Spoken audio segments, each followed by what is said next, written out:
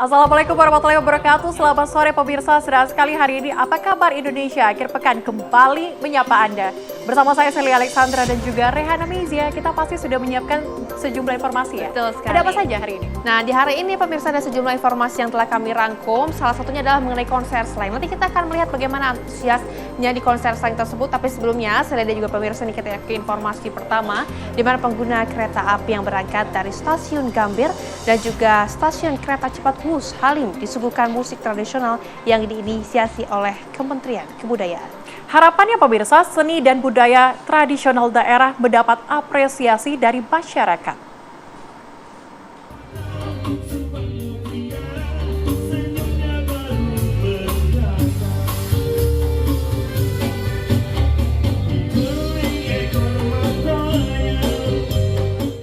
Kegiatan musik tradisional yang bertajuk Pentas Musik Tradisional Ruang Publik diadakan Kementerian Kebudayaan Republik Indonesia. Kegiatan ini menyuguhkan musik tradisional dari berbagai daerah yang ada di Indonesia untuk menghibur pengguna jasa kereta api yang berangkat dari stasiun Gambir dan stasiun kereta cepat Wush Halim, Jakarta Timur.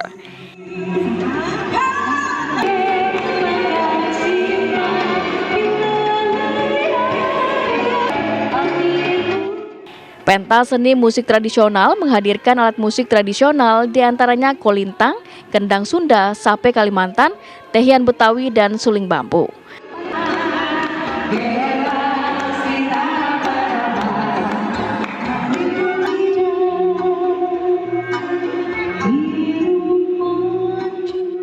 Dengan kegiatan ini, Kementerian Kebudayaan berharap pada tahun 2025, musik dan juga budaya tradisional mendapatkan apresiasi dari masyarakat.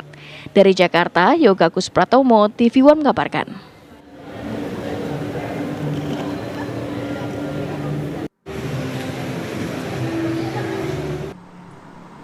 Ya pemirsa, kita hadirkan informasi lainnya untuk Anda. Ini informasi untuk para slankers. Ini pasti bahagia sekali dengan informasi yang satu ini pemirsa.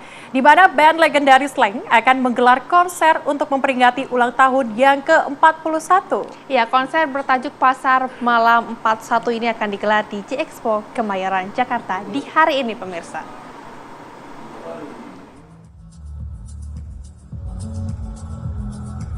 Kolaborasi tema antara konser musik dan pasar malam menjadikan acara ini sangat unik.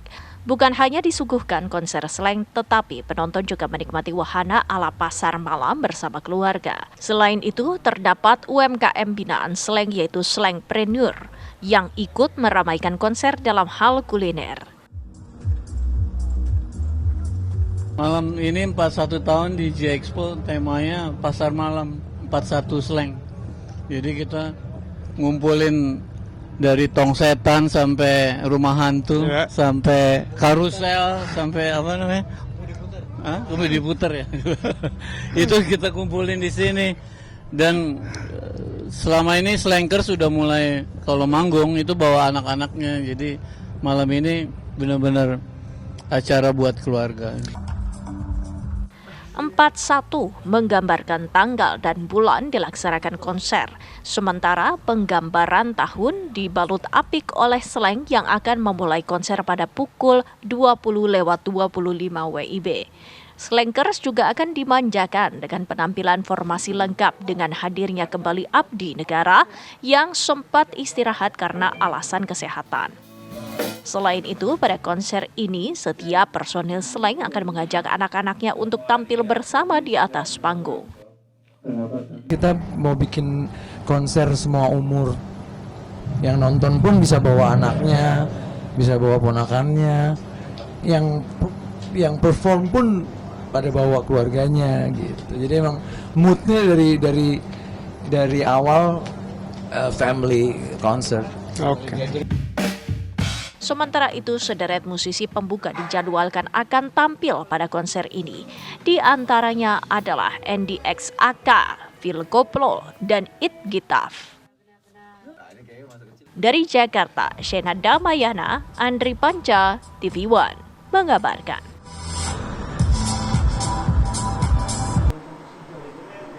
Rasanya udah gak sabar ya untuk menunggu bagaimana nanti kakak dan juga semua personilnya nyanyi. Tapi untuk itu pemirsa, kita akan mengajak Anda untuk melihat bagaimana persiapan konser Pasar Malam 41 dari sana sudah ada rekan kami, ada Shena Damayana yang akan mengabarkan untuk Anda. Shena, selamat siang. Silakan dengan laporan Anda.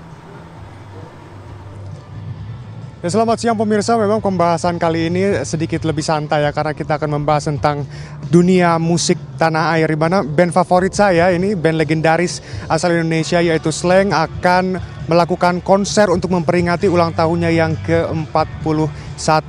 Tentunya berbagai persiapan telah dilakukan oleh pihak panitia dan juga berbagai pihak dari kemarin pemirsa. Nah, kita akan langsung tanyakan kepada Pak Nofri selaku Direktur Operasional dari penyelenggara di konser 41 ini ya. Nah Pak, gimana nih, boleh diceritain konsepnya, temanya apa yang diangkat dan apa sih yang unik di konser kali ini? Oke, kami PT Expo Indo untuk acara ulang tahun Slank, acara khusus ini juga telah mempersiapkan sesuai dengan permintaan dan konsep yang kami bangun bersama-sama dengan pihak manajemen Slank. Yaitu yang paling menarik adalah ini konsepnya pasar malam. Jadi di sini ada mainan anak-anak, ada komedi puter, ada tongsetan, terus ada kuliner dan semua yang dulu-dulu kita pernah rasakan mungkin waktu masih Slank masih kecil-kecil ya. Mas Bim Bim, Mas Kakak yang sudah sampai saat ini menjalankan konser-konser lainnya, tapi ini mereka kepengen yang khusus, yang belum pernah dirayakan. Jadi konsep pasar malam yang udah pernah hilang, nah ini mereka mencoba dihidupkan lagi. Jadi memang konsepnya pertama dari konsep acaranya, kemudian juga Slank sendiri mengajak musisi-musisi yang junior-junior nih, diantaranya adalah Endek Saka, Phil Koplo, dan Ignitaf. Jadi untuk kolaps pada malam hari ini, jadi betul-betul ulang tahun Slank ke-41 kali ini, bukan kali ini ya, ke-41 ini betul-betul menjadi sesuatu yang bisa dikenang oleh seluruh pengunjung penonton yang akan hadir pada hari ini. Nah, ini kan yang diangkat pasar malam dari berbagai konsep nih. Ini kenapa kan sangat merakyat sekali nih? Apa ada alasan tersendiri? Kami ingin membuat sesuatu khususnya dari Slank sendiri, bagaimana konsep family. Jadi benar-benar konser ini diharapkan dari para Slankers itu untuk bawa anaknya yang sudah punya cucu, bawa cucunya. Jadi betul-betul ini kembali ke konsep satu, balik ke dulu lagi, apa yang sekarang udah nggak ada lagi di Jakarta, itu yang pengen dihidupkan, dan family. Ya, family konser. Untuk harga tiketnya kita pengen tahu dong, dan berapa sih estimasi penonton yang akan hadir? Untuk harga tiketnya 100.000. 100.000, estimasinya penonton itu 20.000 penonton. 20.000 ya? 20.000. Oke, ini juga yang unik menurut saya, ada kontribusi dari Slankpreneur nih. Ini boleh dijelaskan sedikit gak Slankpreneur ini apa, dan juga apa kontribusinya di konser ini? Slank berusaha untuk mengajak para Slanker dan fansnya untuk bisa berbisnis, entrepreneur ya. Jadi betul-betul supaya bisa sama-sama kita membangun ekonomi kreatif lah. Gitu. Jadi tidak hanya cuman Slanker saja, hanya fans, tapi bisa bermanfaat untuk rakyat banyak. Oke, dan pemirsa, itulah wawancara langsung saya bersama Direktur Operasional dari Expo Indo, di mana juga Expo Indo akan melaksanakan beberapa acara lagi ke depannya tentunya. Dan tentunya kita sudah tidak sabar untuk melihat langsung konser besar untuk memperingati hari ulang tahun ke-41 dari band legendaris yaitu Slank. Dan demikian, Celia kembali ke studio. Iya, kalau Shena nggak sabar, saya juga nggak sabar. Betul. Riana nggak sabar nggak? Iya, sama dong. Iya, penasaran sekali karena ini juga sudah 41 tahun. Seperti apa crowdednya dan ramainya pada malam hari nanti, kita akan lihat nanti ya seperti apa ya. Betul, kalau ada kesempatan kita harus datang ke sana. Oke, terima kasih Shena Damayana melaporkan langsung dari G Expo Kemayoran, Jakarta. Ya pemirsa, aksi adu mulut terjadi antara seorang wanita dengan pria yang berprofesi sebagai juru parkir gara-gara sang wanita tidak terima saat temannya digoda oleh juru parkir tersebut. Informasinya akan kami hadirkan pemirsa di Apa Kabar Indonesia Akhir Pekan sesaat lagi untuk Anda. Pemirsa, Anda kembali bersama kami di Apa Kabar Indonesia Akhir Pekan.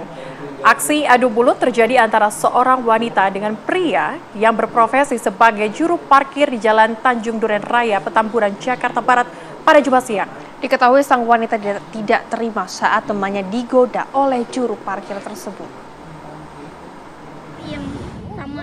Sama ibu-ibu kita, guys, takut.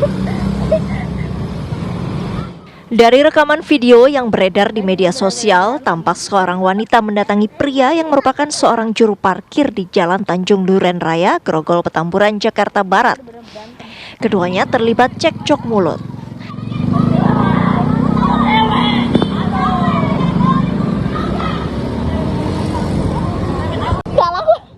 Galak banget ibu kita, guys.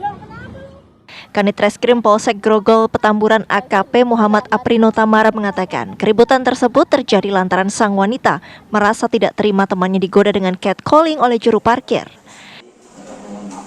Usai melaporkan peristiwa tersebut ke Polsek Grogol, Petamburan, polisi akhirnya menangkap juru parkir di kediamannya untuk dilakukan pemeriksaan.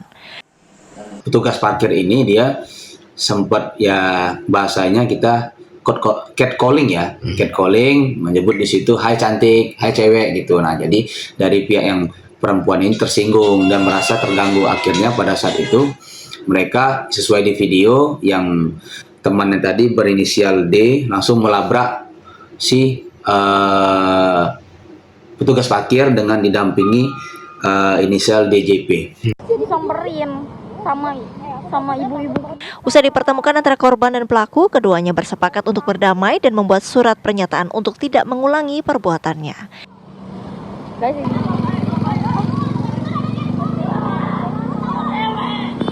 Dari Jakarta, Arif Budiman Saputra, TV One mengabarkan.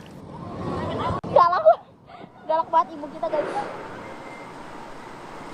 Ya pemirsa, kalau kata tadi merupakan informasi mengenai catcalling, kita akan hadirkan juga pemirsa informasi lainnya mengenai kekerasan seksual yang terjadi di Bandung, di mana seorang wanita penyandang disabilitas tunarungu dan juga tunawicara ini pemirsa berinisial N berusia 23 tahun warga Ciumbuleuit, Kota Bandung diduga menjadi korban kekerasan seksual oleh oknum bank keliling.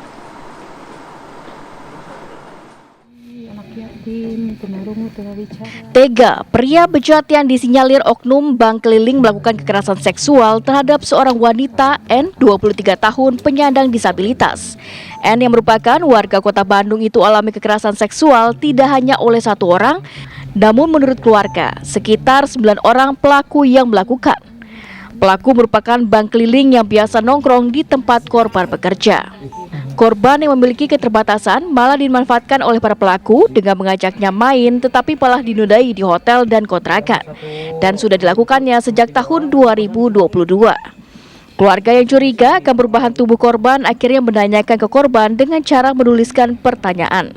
Korban yang telah dihamili para pelaku dibuktikan dengan diperiksa ke bidan bahwa korban hamil dan kehamilannya menginjak 6 bulan lebih. Atas kejadian tersebut, pihaknya sempat melaporkan ke Polsek Cidadap dan Polrestabes Bandung, namun disarankan ke Polda Jawa Barat dengan alasan lokasi kejadian berada di 3 tempat, Cimahi, Lembang, dan Kabupaten Bandung. Pas udah kejadian itu kan ditanya sama si ibu warung, minta keterangan gimana, sama si ibu warung, interogasi adik. Terus dijawab? Iya, dijawab pakai tulisan gitu kan nggak bisa ngomong adiknya.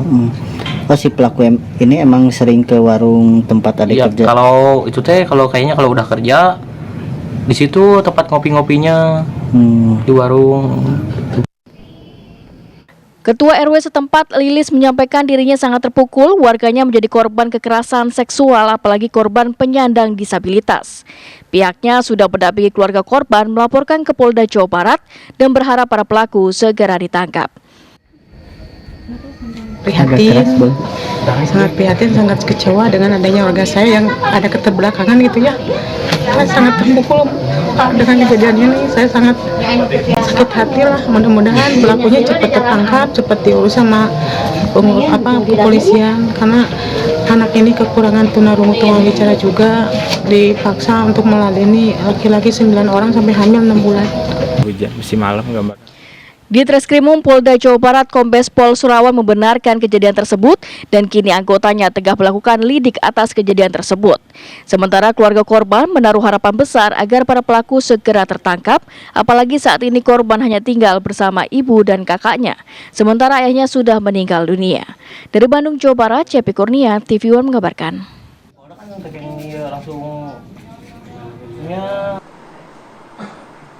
Pemirsa, ternyata kasus perdagangan bayi ini masih masif terjadi. Kali ini kami akan hadirkan informasinya dari Batu, Jawa Timur, di mana komplotan penjual bayi ditangkap Polres Kota Batu, Jawa Timur. Ya, sejak bulan Oktober hingga Desember 2024, pemirsa, komplotan ini telah menjual 5 bayi. Dirawat saja sama langsung ngomong sana. Inilah 6 orang yang berkomplot menjual bayi. Mereka diringkus Polres Batu, Jawa Timur. Dari 6 pelaku, 2 diantaranya pasangan suami istri Arum Septiana dan Andrik Iswahyudi, warga Waru Sidoarjo, yang menjadi otak perdagangan bayi. Sementara Humaydi dan Rudi Setiawan berperan sebagai sopir. Sedangkan Dini Febrianti sebagai pembeli bayi dan seorang perantara asal Jakarta Utara berinisial KK. Kasus ini terungkap setelah adanya laporan penjualan bayi melalui media sosial dengan harga 19 juta rupiah. Bayi tersebut dibeli oleh saudara Dini dengan harga 19 juta rupiah dengan transfer ke nomor rekening Sibank sekian atas nama salah satu tersangka AS. Kemudian setelah pembayaran diterima, saudara Dini dan pelaku berjanji untuk bertemu untuk penyerahan bayi tersebut di tepi jalan raya di area Kelurahan Songgokerto, Kota Batu. Sejak Oktober hingga Desember tahun lalu, Arum dan komplotannya sudah menjual 5 bayi. Modusnya, bayi dibeli dari sang ibu 8 juta rupiah, kemudian dijual kembali. Bayi laki-laki mereka jual 19 juta rupiah dan bayi perempuan 18 juta rupiah. Dari Kota Batu, Jawa Timur, Edi Cahyono, TV One mengabarkan.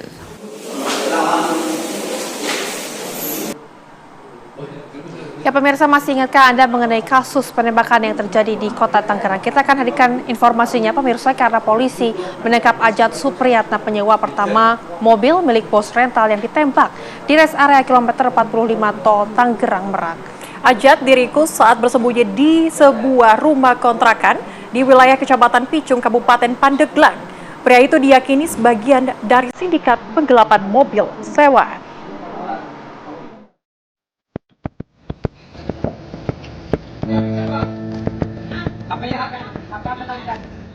Ajat Supriyatna tak berkutik saat anggota Polres Pandeglang menangkapnya di sebuah rumah kontrakan yang menjadi tempat persembunyiannya di Kecamatan Picung.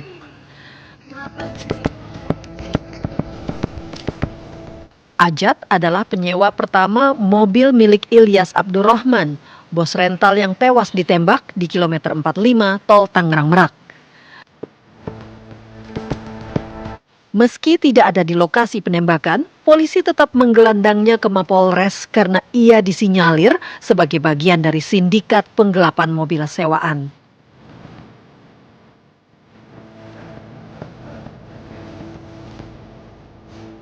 Kami dari Polres Pandeglang telah mengamankan seseorang dengan inisial AS yang menjadi terduga sebagai penyewa mobil rental, di mana saat ini ada kejadian penembakan bos rental yang terjadi di KM 45 Tol Tangerang Merak.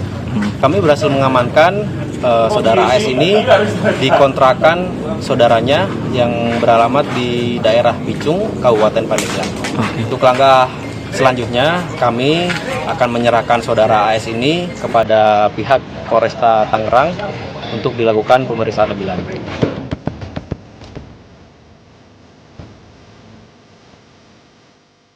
Ilyas Abdurrahman tewas ditembak oleh komplotan pencuri mobil sewaan pada Kamis dini hari.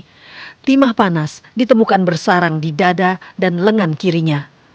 Penembakan terjadi saat almarhum bersama anak dan beberapa rekannya mencoba mengambil kendaraan yang dibawa kabur penyewa.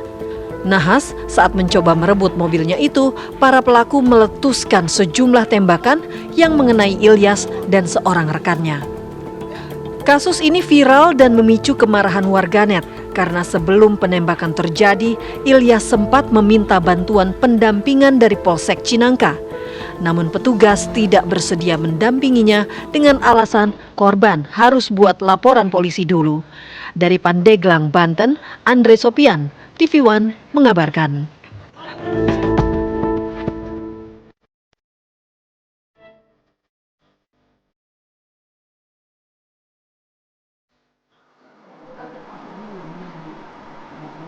Pemirsa, kita hadirkan informasi lainnya untuk Anda karena ini akhir pekan kita akan hadirkan informasi seputar kuliner untuk menemani akhir pekan Anda. Di mana dermaga kapal di Desa Bendar, Kecamatan Juwana ini pemirsa, Kabupaten Pati, Jawa Tengah yang baru saja selesai dibangun kini berubah menjadi tempat wisata dadakan.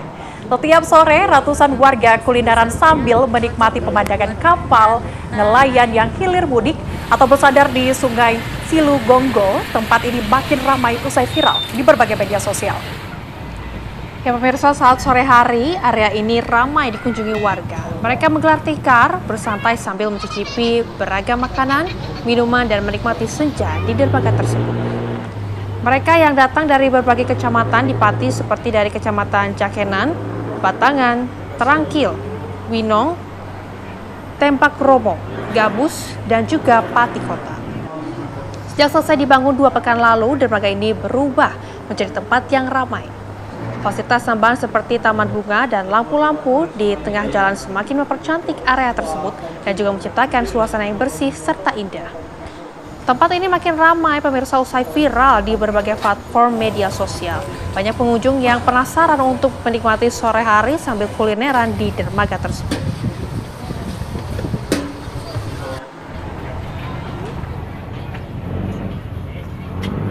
Itu lokasinya ada di Pelabuhan Juwana. Rame banget kapalnya, besar-besar pokoknya. Ya pemirsa, usai jeda kami masih akan siapkan dan hadirkan informasi lainnya untuk Anda. Tetaplah bersama kami di Apa Kabar Indonesia Akhir Pekan.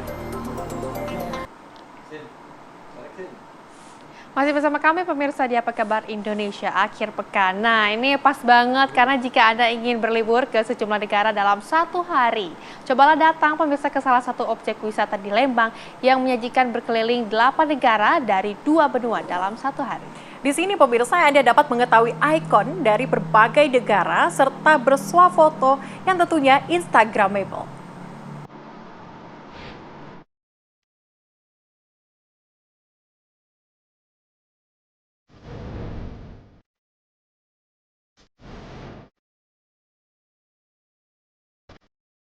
Korea, India, Jepang, Afrika, dan tentunya Indonesia, inilah salah satu objek wisata yang berada di Lembang, Kabupaten Bandung Barat.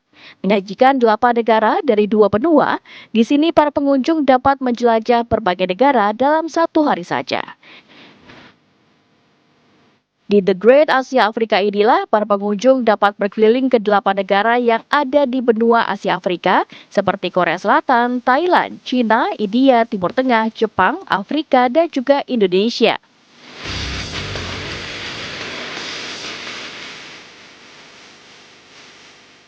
Untuk menjelajah ke semua negara, pengunjung bisa menaiki gondola yang tentunya aman bagi para wisatawan. Banyaknya miniatur dari berbagai negara ini dimanfaatkan para wisatawan untuk bersuah foto bersama keluarga. Bahkan pengunjung bisa menyewa kostum dari berbagai negara agar perangkat bersuah foto lebih Instagramable. Panorama dan udara sejuk Lembang menambah lengkap sajian wisata tempat ini. Ada sewa kostum apa nih? Ini Korea. Korea. Gimana, unik nggak di sini tuh? Unik banget sih. Selain kulinernya, bisa juga mencoba kostumnya, kemudian foto-foto di ikon-ikon dari negara-negara. Nah, buat Anda yang ingin berlibur ke miniatur berbagai negara ini, cukup merogoh kocek Rp50.000 saja, sudah bisa bersuah foto di 8 negara Asia Afrika. Dari Kabupaten Bandung Barat, Jawa Barat, Endra Kusuma, TV One mengabarkan.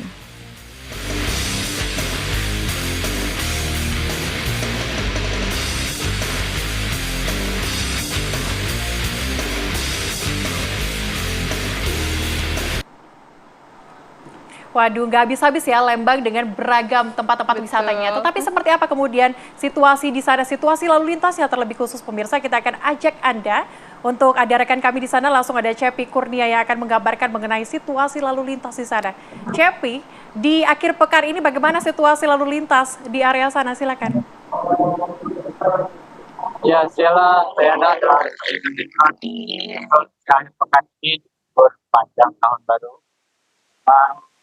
Kendaraan yang melintas di jalur Lembang mulai dari arah Kota Bandung terbudi mengarah ke wisata Lembang terpantau memang tadi sejak siang cukup ramai lancar yang didominasi oleh kendaraan pribadi maupun tadi kendaraan roda 2. Ini para wisatawan meskipun nanti pada hari ini aktivitas sudah kembali normal seperti sekolah dan kuliah sudah berjalan kembali.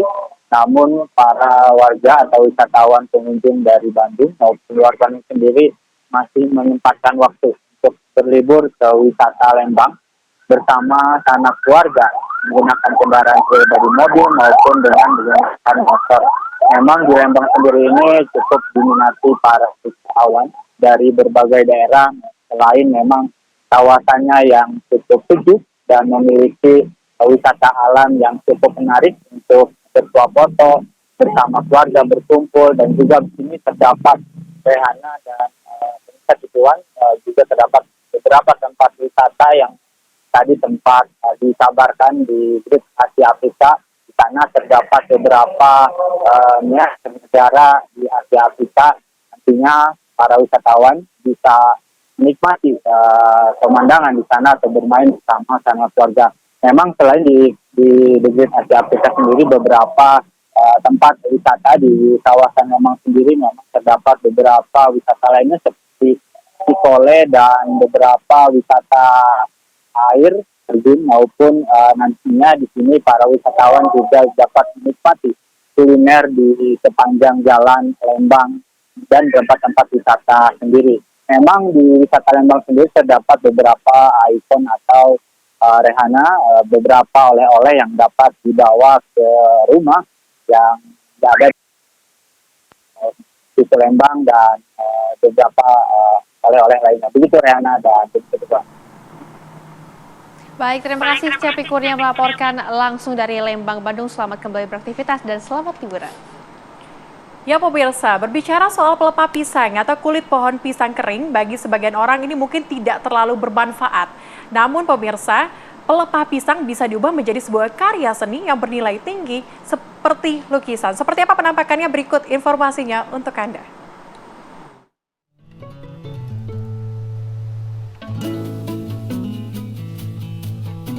Inilah beberapa lukisan yang terbuat dari pelepah pisang, hasil karya dari tangan Riyadi, warga desa Pejagoan, RT 01, RW 05, Kecamatan Pejagoan, Kabupaten Kebumen, Jawa Tengah. Di galeri sekaligus rumahnya, kandang seni nature artwork artist, Riyadi menghabiskan waktu untuk membuat lukisan bernilai seni tinggi. Pelepah pisang yang biasanya hanya menjadi bungkus tempe atau bahkan sampah bisa menjadi sebuah lukisan yang indah seperti lukisan ikan,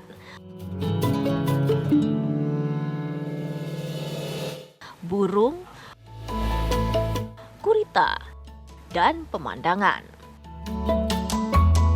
Yang terbaik ada lukisan mantan Presiden Republik Indonesia pertama Soekarno naik kuda. Setiap detil lukisan dibuat menggunakan pelepah pisang yang dipotong dan ditempel sesuai dengan degradasi warna.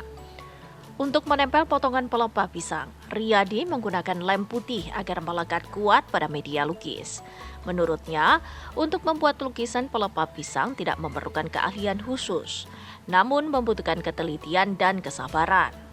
Selain mudah didapatkan di sekitar kita, menurutnya lukisan dengan bahan baku pelepah pisang ramah lingkungan.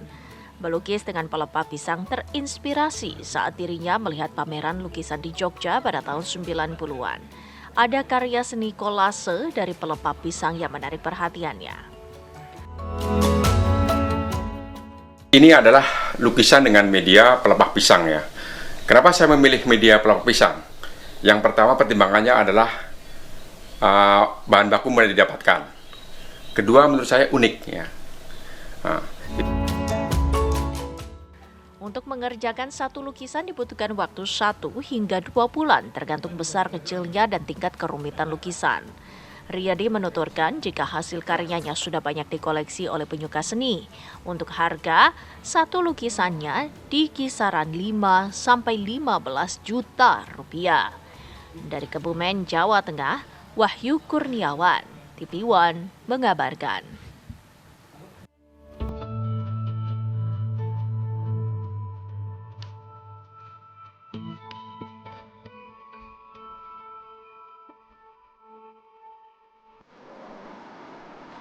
Ya pemirsa, selanjutnya apa kabar Indonesia Akhir Pekan masih akan menemani Anda, tetaplah bersama kami. Masih bersama kami di Apa Kabar Indonesia Akhir Pekan, pemirsa. Ini hati-hati jika Anda berolahraga membawa bayi, pemirsa. Di mana seorang balita ini berusia 2 tahun meninggal dunia akibat tertimpa alat olahraga berbahan besi di Gresik, Jawa Timur.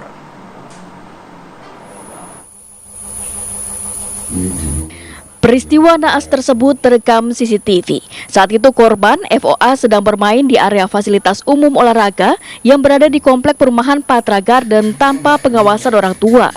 Fasilitas tersebut menyediakan berbagai alat olahraga sekaligus sarana bermain anak-anak. Petugas keamanan perumahan yang mengetahui kejadian tersebut segera memberikan pertolongan pertama dan membawa korban ke rumah orang tuanya. Korban kemudian dibawa ke rumah sakit namun nyawanya tak tertolong. Berdasarkan informasi dari keluarga, kami sudah melaksanakan ke cek TKP yang mana di sana sudah didapati salah satu arena permainan yang terbuat dari besi dalam posisi sudah roboh. Dari Gresik, Jawa Timur, Muhammad Habib, TV One mengabarkan.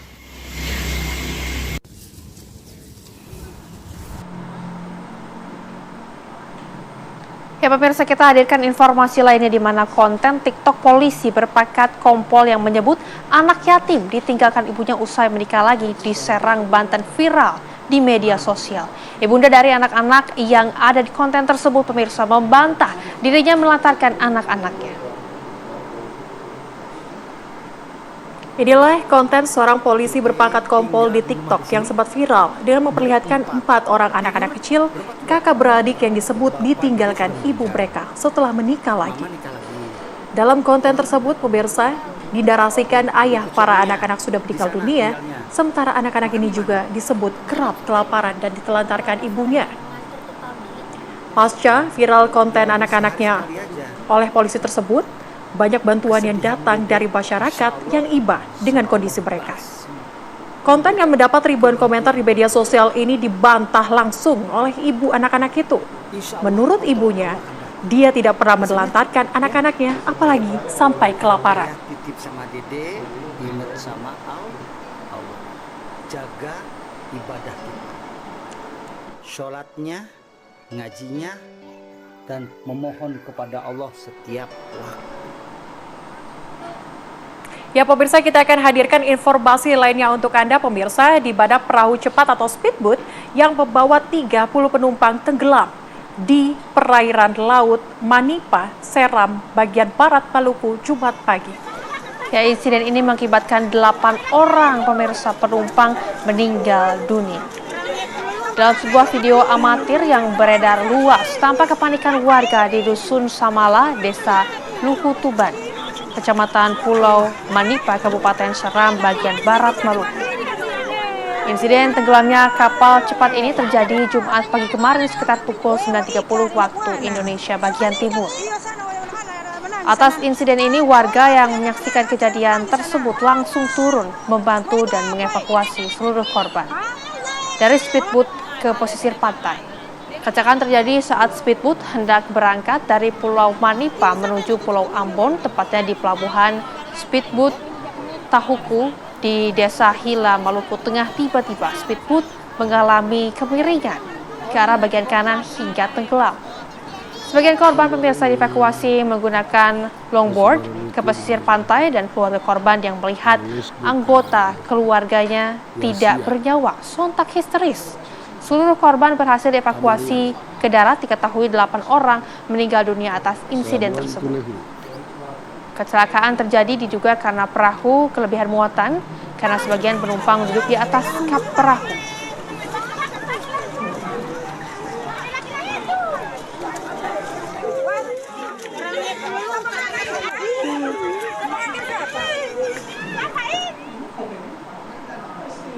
Pemirsa, usai jeda kami masih akan siapkan dan hadirkan informasi lainnya untuk Anda. Tetaplah bersama kami di Apa Kabar Indonesia Akhir Pekan. Pemirsa, kita hadirkan informasi lainnya untuk Anda, di mana diduga kelelahan serta alami hipotermia. Seorang pendaki asal Provinsi Bengkulu tewas di Gunung Dempo, Kota Pagalaram, Sumatera Selatan pada Jumat dini hari. Korban tewas di puncak Gunung Dempo saat merayakan pergantian tahun baru 2025. Kondisi kesehatan korban awalnya dinyatakan sehat dan baik ketika melakukan pendakian saat diperiksa di pos pertama pendakian. Namun setelah 3 hari berada di puncak Gunung Dempo, kondisi kesehatan korban menurun hingga rekannya berinisiatif untuk turun ke pos utama guna mencari pertolongan. Namun tak sempat mendarat, pertolongan pertama korban diketahui meninggal dunia pada pukul 1.45 waktu Indonesia Barat pada Jumat dini hari. Proses evakuasi terhadap jenazah korban berjalan sulit. Petugas BPBD Kota Pagaralam serta secara estafet menurunkan jenazah korban melewati jalan yang curam. Sedikitnya pemirsa 46 personil BPBD diterjunkan untuk mengevakuasi korban. Setibanya di pos pertama pendakian, jasad korban dibawa ke pos kesehatan untuk diamankan sebelum akhirnya dibawa pulang oleh pihak keluarga di Desa Sukaraja, Kabupaten Seluma, Provinsi Bengkulu. Monitor Lan 07 kembali 10 ganti. Baik Pak. Ayo sih kami ngangkat lagi sini. Ya pemirsa, informasi tadi sekaligus menutup jumpa kita di Apa Kabar Indonesia Akhir Pekan. Saya Celia Alexandra. Dan juga saya Rehana Mezia mewakili segenap kru yang bertugas. Izin pamit undur diri. Terima kasih dan sampai jumpa. Sampai jumpa pemirsa.